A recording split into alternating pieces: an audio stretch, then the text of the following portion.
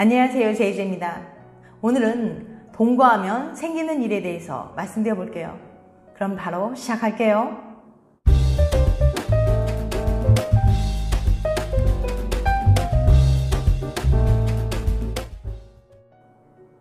혼전, 동거. 평화로운 주말 저녁, 민지와 엄마가 나란히 거실에 앉아서 요즘 재밌다고 난리난 드라마를 보고 있었어요. 드라마 줄거리를 간단히 요약해 볼게요. 양가 부모님 몰래 동거하다가 들킨 남녀 주인공. 남자는 여자에게 결혼하자고 말합니다. 그러자 여자 주인공은 결혼은 어려우니 1년만 우선 살아보자 라고 말하면서 1초의 망설임도 없이 단박에 거절합니다. 동거하면 당연히 결혼할 거라고 믿었던 남자는 충격에 빠지고 마는데, 한창 즐겁게 드라마를 보다가 무심결에 나도 동거해야지 라고 말해버린 민지. 이놈의 가시네. 동거하면 다리 몽둥이로 확! 엄마에게 등짝 스매시를 몇 대 맞다가 살짝 화가 납니다. 아니, 같이 살아보고 결혼할지 말지 판단해야 하는 거 아니야? 엄마는 너무 보수적이야. 동거하면 생기는 일. 예상하셨겠지만 이번에는 혼전 동거에 대해서 알아볼게요. 뉴욕대의 아니타 호세 교수는 1970년대부터 2008년까지 혼전 동거에 관련된 973개의 논문을 전부 살펴봤습니다.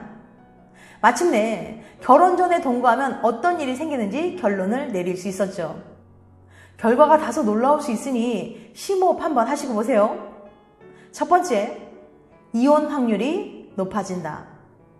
만약 당신이 과거에 누군가와 동거를 한 적이 있다면 슬프게도 이혼할 확률이 높아집니다. 동거 경험이 있는 사람은 동거해 본 적이 없는 사람들보다 결혼했을 때 이혼 확률이 높아지거든요. 무려 53,230명을 대상으로 연구한 결과예요. 단 한 가지 예외는 있었습니다. 만약 동거하던 사람과 계속 만나 그 사람과 결혼까지 하게 된 거라면 이혼 확률이 높아지거나 낮아지진 않았습니다. 두 번째, 결혼 만족도가 낮다. 사실 더 슬픈 건 이거예요. 실험 참가자 5,767명을 분석해봤더니 동거 경험이 있는 사람들은 그렇지 않은 사람들보다 결혼 생활에 덜 만족한다는 결과가 나왔습니다. 심지어 동거하던 사람과 결혼한 사람들도 만족도가 낮았어요. 도대체 과거의 동거 경험이 얼마나 중요하길래 이혼 확률이 높아지고 결혼 생활까지 불행해지는 걸까요? 실은 동거했다는 사실 자체가 이혼 확률과 결혼 만족도에 영향을 끼치는 건 아닙니다. 동거를 했느냐 안 했느냐보다는 동거를 어떻게 생각하는 사람인지가 더 중요합니다. 혼전 동거를 결심한 사람 중에는 이 사람과 결혼해도 괜찮을지 확인하기 위해서 한번 살아보는 경우가 있어요. 이들의 특징은 살다가 잘 맞지 않는다면 언제든 헤어질 수 있다고 생각하는 거예요. 실제로 관련 연구에 따르면 동거 경험이 있는 사람들은 동거하지 않고 결혼한 사람들보다 미래에 대한 확신이 더 적었다고 해요. 전혀 다른 삶을 살아온 사람이 함께 살아가기 위해선 서로에 대한 배려와 존중이 절대적으로 필요합니다. 하물며 수십 년간 함께 산 가족들도 하루에 몇 번씩은 싸우잖아요. 그냥 되는 건 아니고 두 사람 다 노력해야 하는 일이죠. 하지만 앞서 말했듯이 언제든 헤어질 수 있다고 생각하는 경우 관계를 쉽게 포기할 가능성이 높습니다. 이건 가치관의 문제이기 때문에 결혼했다고 크게 달라지지 않아요. 결혼 생활에 진짜 영향을 미치는 건 결혼하기 전 반드시 확인해야 하는 건 너 옛날에 동거해 본 적이 있어? 라가 아니라 너 결혼에 대해 어떻게 생각해? 랍니다. 지나간 과거보다 중요한 건 두 사람이 함께 그려갈 미래잖아요.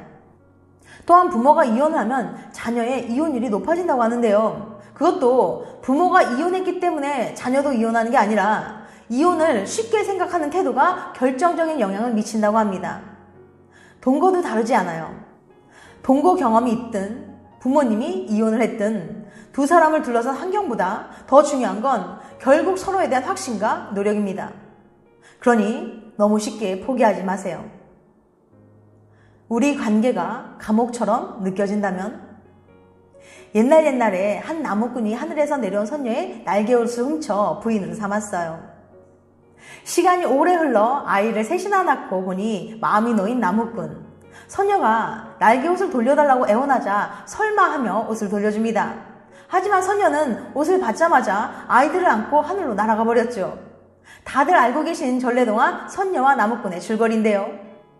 바로 이 이야기 속에 애인과의 이별을 막을 수 있는 비법이 숨겨져 있답니다.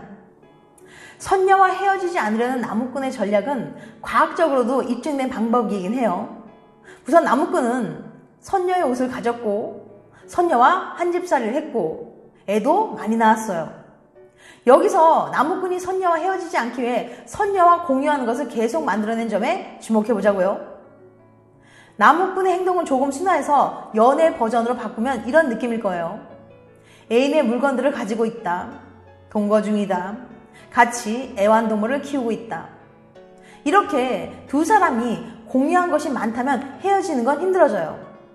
기분, 감정같이 주관적인 것보다는 돈, 시간, 물건처럼 현실적인 것을 공유할수록 더욱이요. 이런 예는 매우 많아요. 몇 개 더 들어볼까요? 같이 본 적금이 있다. 함께하는 친구가 많다. 커플 여행 예약을 했다. 동업 중이다. 등등. 원리는 간단합니다. 연애하다 보면은 애정이 잠시 식을 수 있어요.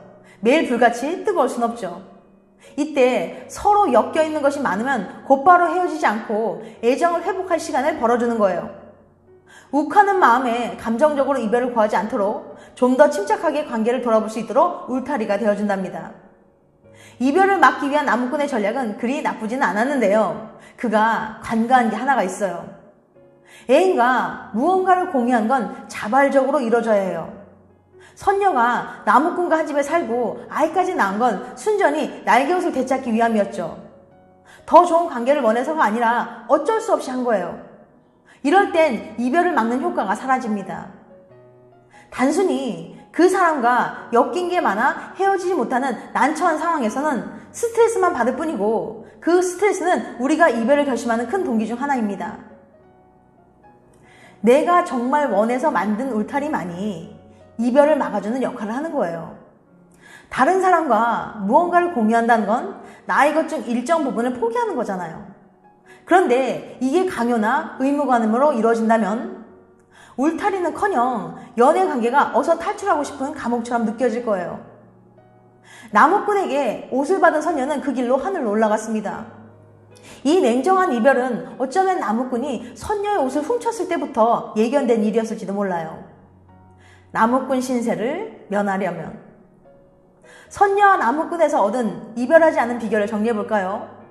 첫 번째, 애인과 많은 것을 공유할수록 이별 확률은 확 줄어들어요. 두 번째, 감정적, 정신적인 것보다 현실적인 것을 공유하세요. 돈, 시간, 공간 등등. 세 번째, 단 공유는 자발적으로 이루어져야 합니다. 애인에게 너무 강요했다가는 머지않아 나무꾼처럼 호라비 신세가 될 수도 있어요. 관계가 무르익을 때마다 공유하는 걸 하나씩 늘려가면서 깊은 관계의 징표로 삼아보시길 바랍니다. 지금까지 동거하면 생기는 일에 대해서 말씀드렸어요. 다음엔 더 재밌고 유익한 영상을 찾아뵐게요. 끝까지 시청해주셔서 감사합니다. 다음에 또 봬요. 안녕.